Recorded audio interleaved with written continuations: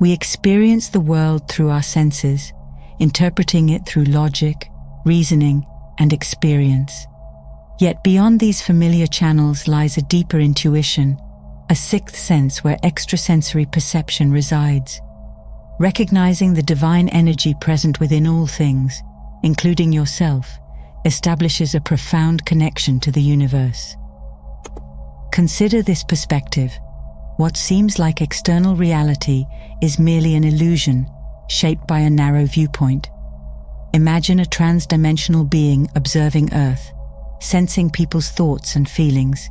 It would perceive Earth as a single molecule, encompassing all matter, thought, and emotion, capturing our entire evolutionary history. From such a perspective, there are no distinctions between internal and external realities. There is only one unified energy, completely internal. This connects you to everything, visible or invisible, here or elsewhere. Indeed, all things manifest the God force to varying degrees. For instance, the device conveying this message contains the God force within its molecules, albeit less than a living entity like a worm. A worm, in turn, contains less God force than a bird due to the bird's greater complexity. You possess more God force than an atom. Some people harbor more of this divine energy than you or I. There are different levels of connection, but ultimately, you are interconnected with all. The worm, the bird, the device, the car, and even the air we breathe. Once you grasp that everything is alive and radiates feelings, you'll see that you too are a manifestation of feeling. You embody a unique energy signature, shaped by the collective emotions you've experienced in your life. Your essence is less about your thoughts and more about your feelings. While philosophies like Think and Grow Rich aren't entirely off base, they don't capture the full picture. It's not just about thinking, it's about feeling your way to prosperity. You are a being of emotion, and so is everything around you. Gradually, you can learn to extend your awareness into the world to sense the feelings of others and things. How does a seagull feel as it soars? What emotions does this tree evoke? What are your feelings about a situation at work, or about a business proposal someone at a bar has just pitched to you? Is it suspect?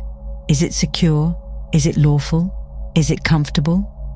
By exploring these feelings, you deepen your understanding and expand your consciousness. Building on the realization that you embody both feeling and the divine energy within, you must acknowledge your ability to direct this God force. This means that whatever you focus on will eventually manifest in your life. For instance, if you dwell on the idea of disease, you disrupt your emotional balance and accelerate its onset within yourself. Similarly, if you express beliefs in scarcity, such as, "I believe in lack," you will find yourself missing opportunities, losing money, and possibly even experiencing theft. Ernest Holmes famously stated, "Where your mind goes, energy flows," and he was correct. Whatever you focus on, you empower. If your attention has been on negative or challenging aspects, like feeling overwhelmed, facing difficulties, or dealing with dysfunction, these will prominently feature in your life, as if they were trophies. Picture a gallery where each statue represents these challenges, one for dysfunction, another for frustration, and another honoring struggle. It's as if you're dedicating a part of your reality to worshipping the god of struggle for 15 minutes. As you commit to change, you'll need to discipline your mind. This involves policing your dialogue to eliminate self-deprecating statements that sap your energy and contribute to ill health. For instance, if asked how you are, instead of responding with horrible, grim, or life's a nightmare, say fantastic. It doesn't matter if your life doesn't feel fantastic. That's just the ego's perspective. From a spiritual standpoint, your life is indeed fantastic, and being here is a great privilege. Gradually, you'll also begin to refuse anything that diminishes your life force or reinforces negativity, things that disrupt your balance and perpetuate weakness. Initially, your mind may resist. You might affirm, "I believe," only for your mind to counter, "No, we don't." You may say, "I feel good," and it replies, "No, I don't." Or you assert, "I think it's going to work," and the mind rejects it with, "No, it won't." This challenges the beauty of the journey. You don't need to wrestle with your mind, but gently weaken its negative influence. When a negative thought arises, quietly replace it by affirming, "I don't accept that negative energy. I don't accept that fear. I am love. I am positivity. Everything flows through me. Everything comes to me for my highest good." By doing this, you begin to replace the destructive energy in your mind with a more constructive force. As you deepen your awareness, it's crucial to recognize that daily life and its circumstances are external reflections of your inner self. For example, if you're walking down the street and witness an unusual event, say a black cat leaps over your foot, performs a somersault, crosses the road, and then disappears into the shadows, it's important to ponder what this might signify. The mere fact that you are there to see this specific act suggests that this symbol is intended for you. It's the external world communicating with you, revealing insights about yourself. By embracing the God force within and quieting your mind, you start to perceive how the universe is guiding you. Reflecting on the ancient legend of Camelot, where Arthur retrieves the sword Excalibur from the Lady of the Lake, we understand that Excalibur represents power, but a silent, serene type of power, not born of ego but of tranquility, symbolized by its emergence from a calm lake.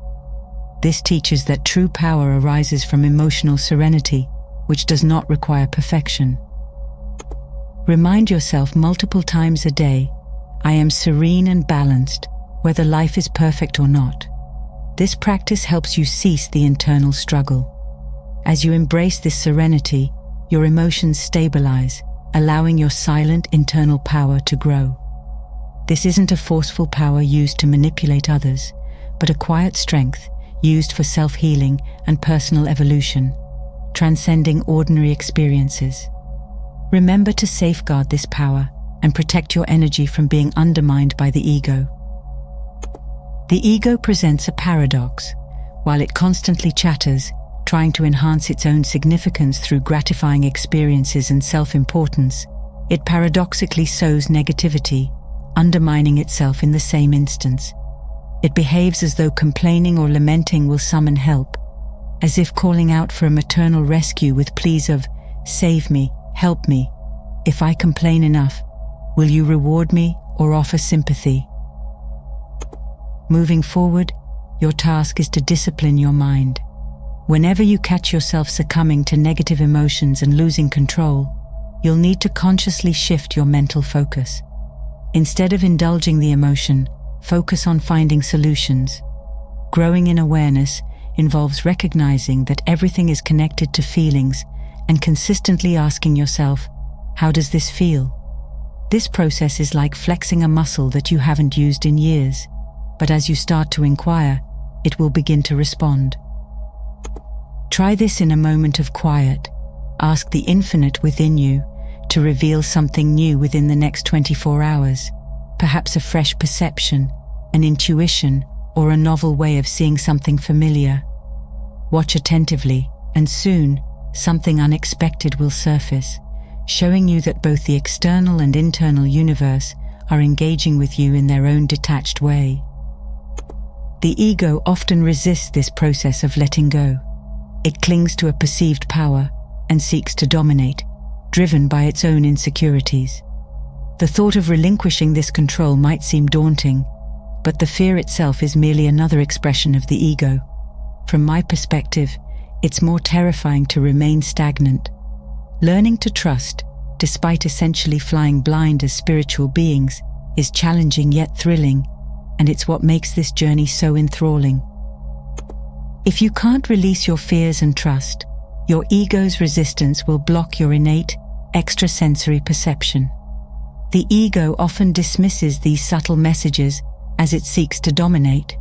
However, if you can calm your mind, that infinite force within you will assist you like a divine wind. This begins as intuition, and evolves into an all-knowing awareness as you learn to focus and embrace your infinite nature. Over time, this power will reveal necessary changes in your relationships, beliefs, and career, deepening your perception, provided you choose to listen and engage with its guidance.